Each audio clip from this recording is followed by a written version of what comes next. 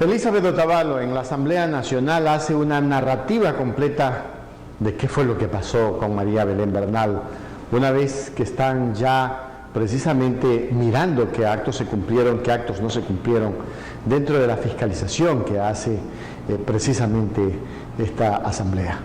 Voy a relatar los hechos de incumplimiento por parte de la Policía Nacional, el ente rector que es el Ministerio del Interior, y claro está, en ese momento el señor ministro Hernán Patricio Carrillo Rosero.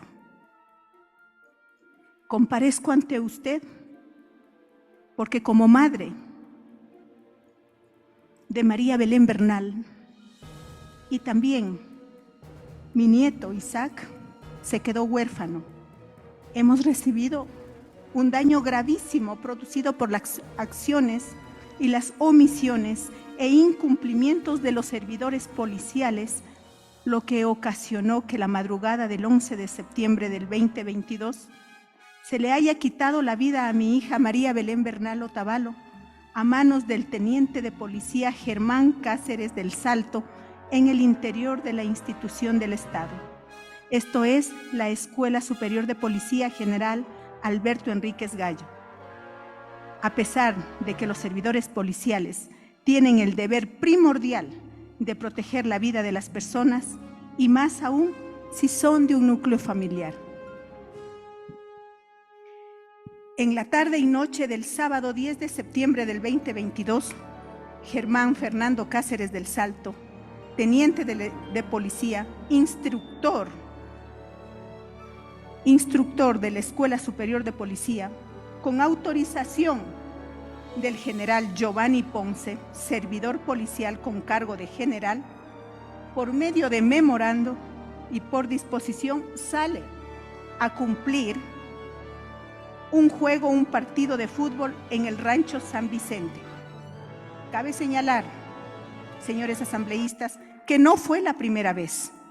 Existe más de 4 memorandos firmados por el mismo general, completamente justificados, y que esto deberá ser sancionado por la Autoridad de Norma del Control Interno de la Contraloría General del Estado. No es que se usó la firma electrónica una sola vez, fueron más de 4 veces. En esa tarde del 10 de septiembre procedieron a hacer varias reuniones sociales donde estuvieron libando y consumiendo bebidas alcohólicas. No solamente Germán Cáceres del Salto, sino también cadetes de la policía que estuvieron cerca al recinto policial. Es preciso mencionar que Germán Cáceres ostentaba a esa fecha el rango de teniente de policía y se desempeñaba como instructor, es decir, era un policía en servicio activo y que se encontraba en funciones el 10 y 11 de septiembre del 2022 en Escuela de Policía, razón por la cual tenía la obligación de realizar todas sus funciones con rectitud y en apego estricto al ordenamiento jurídico, el Código Orgánico de Entidades de Seguridad Ciudadana y Orden Público, COESCOP. Deberes y atribuciones presididas por un órgano rector que es el Ministerio del Interior y su máxima autoridad en ese entonces el señor general Patricio Carrillo. Germán Cáceres debía realizar en óptimas condiciones el trabajo de oficial de guardia en el interior de la Escuela Superior de Policía el día domingo 11 de septiembre del 2022, desde las 12 horas hasta las 6 horas. Pero, contrario a sus obligaciones, ingresa a la madrugada del 11 de septiembre del 2022 a la Escuela de Policía a cumplir con función de oficial de guardia en estado etílico, sin que se cumplan los mínimos protocolos de seguridad conforme se demuestra en los videos que son de conocimiento público. Llama la atención que el personal policial que se encontraba en la garita y de guardia, es decir, en la prevención, no hayan reportado de forma inmediata el reprochable actuar del teniente Cáceres, así como tampoco se impidió que se realice sus funciones en estado de embriaguez. El ingreso de Jocelyn Sánchez, cadete de la escuela vestida de civil, con quien mantenía una relación instructor-estudiante, y la lleva al dormitorio del edificio denominado Castillo de Grayskull, que ahora yo entiendo por qué se le denomina Castillo de Grayskull, porque simplemente ahí tenían un poder que mandaba sobre los oficiales y la tropa, un secreto a voces. Le permiten ingresar a un cuartel de policía sin que estos acontecimientos sean registrados en una bitácora, como es el deber ser. Es decir, siempre ocultaban cada una de las sinvergüencerías, lo que es ratificado por el ex ministro Carrillo, siendo una práctica común de los miembros policiales o las consignas dadas por ellos. En la habitación 34 del Castillo de Grayskull existió una brutal agresión hacia mi hija por parte de su cónyuge, teniente de policía Cáceres, hasta que le quitó la vida, hecho que provocó sonidos fuertes y gritos de auxilio que fácilmente fueron escuchados por otro subteniente de policía, Sebastián Camacho, quien estaba de oficial de semana en la habitación contigua número 36. Así se reconoció en el parte policial del 13 de septiembre del 2022, 2 días después del hecho. Elevado al teniente coronel Jara, sin que haya existido una actuación oportuna e inmediata que pudo haber sido impedida la muerte de mi hija, pues es evidente que ningún policía que estuvo esa noche, ni cadetes ni policías, auxiliaron a una mujer. Este hecho que constituye un daño provocado que no estoy en la obligación de soportarlo ni de probarlo, ya que es de conocimiento público y fue mediático. Nadie auxilió, nadie vio nada. Nadie vio nada, simplemente mataron a una mujer y todo el mundo se quedó callado. Mi pregunta es, ¿esto era el hábito, lo normal que se actuaba en la Escuela Superior de Policía? A las 6 horas del domingo 11 de septiembre, luego de haber asesinado ya a mi hija, se realizó la formación de todo el personal que se encontraba en la Escuela Superior para el cambio de guardia. En esa formación, el director subrogante de la Escuela Superior de Policía consultó a los oficiales y cadetes si existía alguna novedad y ninguno de los oficiales indicó lo sucedido, siendo obligación en la base doctrinaria policial, informarlo en lo mínimo de las 24 horas.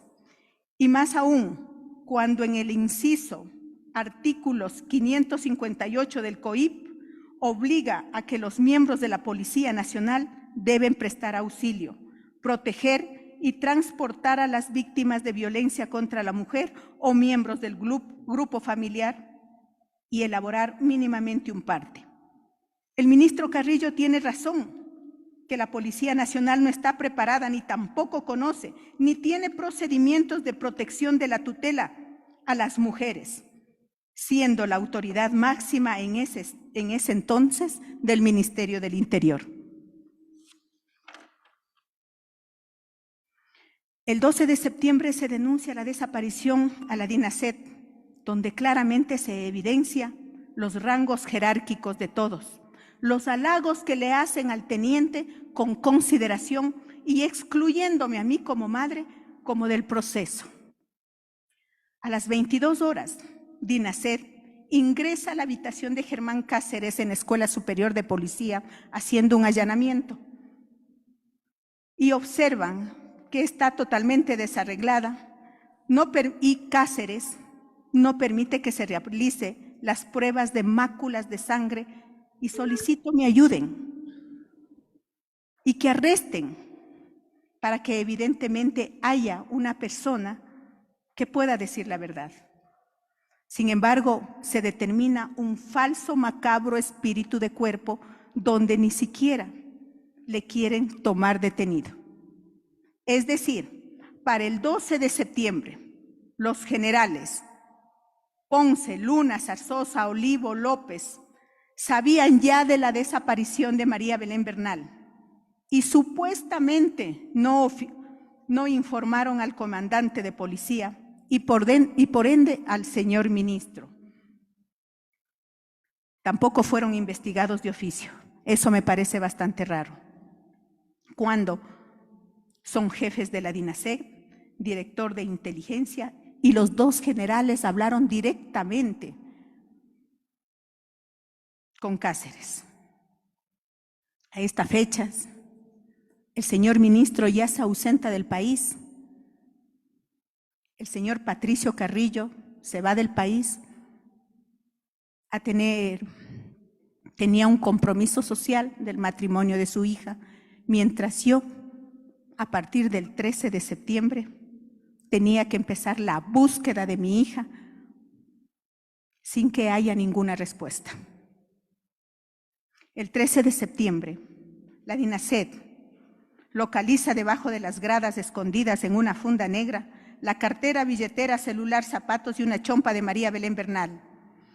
Pruebas contundentes encontradas en el castillo de Grayskull, escuela de policía, y existe un queminportismo. Esto fue reportado sin ni siquiera un parte policial de la persona que encontró. Los servidores policiales encargados de la diligencia no informaron sobre este hallazgo, ni menos a la policía, lo cual configura un evidente fraude procesal. A partir del 13 de septiembre empieza un viacrucis de engaño en la búsqueda de mi hija. En una semana, en menos de 5 días, sin tomar en cuenta sábado y domingo, se cambian 4 generales para el puesto de mando. No existía una planificación, no existía el por qué teníamos que encontrar en las diferentes o buscar en los diferentes espacios, porque únicamente fueron entre 15 a 20 personas para la búsqueda. Y es donde yo solicito al viceministro me ayude con un equipo multidisciplinario con otras entidades, como fueron los bomberos, la Cruz Roja y el municipio de Quito. Eso fue a partir del 6º día de la desaparición de mi hija. Es evidente que no quisieron prestar ni la ayuda o que algo estaban ocultando. Fue el propio presidente de la República que solicitó la disponibilidad de 2 generales y le dio al comandante de policía un tiempo para que capture a Cáceres. El señor Carrillo dijo textualmente que traerá organismos internacionales para la investigación si no se cumplía con los procesos.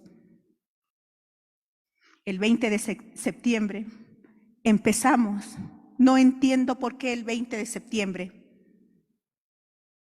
cuando converso con el oficial que estaba encargado de la búsqueda y me dice, señor Elizabeth, el día de mañana vamos a tener que buscar a partir de las 7 de la mañana porque tenemos indicios. Sin embargo, en la madrugada del 21 de septiembre a la 1 de la mañana, la Policía Nacional va al Cerro Casitagua y encuentra el cuerpo de María Belén según las versiones del señor Carrillo, sin que esté Fiscalía y sin que tampoco estén veedores y menos los familiares.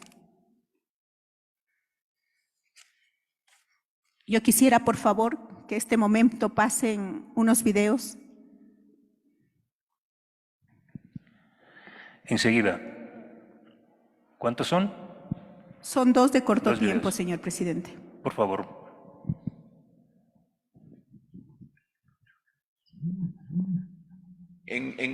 Al inicio, las responsabilidades omisiones disciplinarias no relacionadas con el caso. Muchos de los generales les conocemos, son grandes oficiales, pero el problema es que ellos no necesitan demostrar sus virtudes, necesitan no haber cometido errores, y estos errores son los que ahora le ponen en cuestionamiento a la institucionalidad.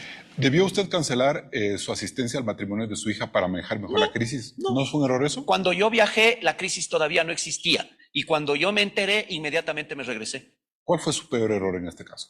Yo creo que el peor error fue haber confiado en que el mando institucional debía resolverlo técnicamente el problema. ¿Le faltó empatía como ser humano, entender la dimensión de lo que es un femicidio y el encubrimiento de una institución como la policía, el Castillo Grayskull y eso? Pero no a mí, a los investigadores del caso desde el primer momento. Como el vocero. Sí, al final yo transmitía la información que me daba la policía. En el caso Bernal, yo creo que se utilizó a una víctima como un pretexto, porque alrededor del caso Bernal se pudieron haber cometido muchísimos errores en la misma institución o comunicacionalmente, como dijo la nota de prensa. Pero lo que está atrás realmente es quienes están medrando de la situación de inseguridad que vive el país. Aquí había dos opciones. Una opción era mantener con velo de secretismo estos errores o silenciar o hacer lo que al final el gobierno optó, por manejar un espíritu de cuerpo. O la otra, alrededor del caso Bernal. ¿El gobierno actualmente ha manejado con un espíritu de cuerpo? Yo diría que se alineó en esa lógica, y la lógica que en cambio nosotros estábamos proponiendo, o yo en mi caso personal, porque fui yo el que pedí la depuración, y fui yo el que pedí la transparencia, fui yo el que pedí que se actúe con firmeza respecto de los errores cometidos en este caso puntual. Porque la policía es y debe ser el buen ejemplo. La policía, el policía no es un ciudadano común, el policía representa en la sociedad el deber ser, representa la ética, representa los principios, y por consiguiente, cuando existen estas fallas, estos errores, tienen que... Proceda, por favor. Gracias. Si no existía una crisis a los 5 días que desapareció mi hija, ¿es porque solamente era una mujer o porque esperaban todavía que se hable de cuerpo? Considero que todas estas inobservancias, toda esta no ayuda que se preservó, que se palpó y que tuve que ir incluso sola a hacer la búsqueda en diferentes quebradas, fue muy doloroso. El hecho que yo esté aquí es porque no quiero que ninguna otra mujer pase y sienta lo que estamos viviendo la familia de María Belén Bernal. Muchas gracias, buenos días. A usted gracias por su intervención. Sí, ¿no? Así fue. Hubo un pedido de disponibilidad al alto mando y al final nadie se fue. Gracias por su participación. Vamos en el orden lógico de este proceso a dar la palabra a la colega Gisela Garzón, quien es interpelante. Ella ha solicitado su presencia acá, y luego también consultaremos a los demás interpelantes y a las demás interpelantes, y si algún colega miembro de la mesa de fiscalización también. Colega, buen día, bienvenida.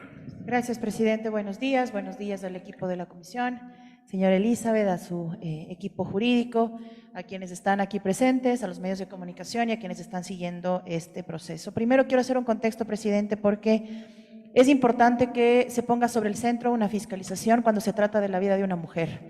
Y no es ni esta muerte más importante que otras, ni deja de lado la crisis de violencia que vivimos las mujeres en este momento. La diferencia en este caso es que se trata de un agente del Estado perpetrando un femicidio dentro de una institución pública como la Escuela de Policía, a cargo de un ministro o exministro que no consideró crítico lo que pasaba en ese momento. Por lo tanto, no solo que tenemos que encontrarle responsabilidades, sino ojalá marcar un precedente para que, en efecto, la estructura como tal cambie, porque las condiciones dentro de la Escuela de Policía son preocupantes, y eso será seguramente motivo de otro proceso de investigación y fiscalización. Elizabeth, cuando usted vino a la asamblea la primera vez, días después de encontrado el cuerpo y todo lo que sucedió en ese momento, usted contó ante el Pleno de la Asamblea Nacional y ante la Comisión de Garantías en ese momento las omisiones de los funcionarios. Y entre las omisiones estaban, por ejemplo, que no tuvo contacto directo con el ministro de primer momento, que las llamadas eran únicamente vía WhatsApp o que la iban a buscar a su casa cuando usted no estaba, y que no hubo una contención de parte o para su nieto. Fundamentalmente en el caso del ministro, ¿en qué momento usted logró hablar con él? Porque como responsable de la Policía Nacional bajo el ministerio que está a cargo, en algún punto debía hablar con usted. ¿En qué momento se logró, se cumplieron acuerdos o no de esos diálogos que tuvo con él? Sí, señor asambleísta, la única vez que yo conversé con el señor ministro fue a las 5:30 de la tarde del día 13 de septiembre, donde me dijo, señor Elizabeth, estamos haciendo la búsqueda. Y nunca más tuve contacto con el señor ministro. Sin embargo, después de unos 5 días apareció el señor viceministro, donde me dijo, señora, tranquilícese, ¿qué más quiere? Estamos aquí. Pero no estaba establecida una planificación clara, no había el por qué estábamos buscando en ciertos espacios.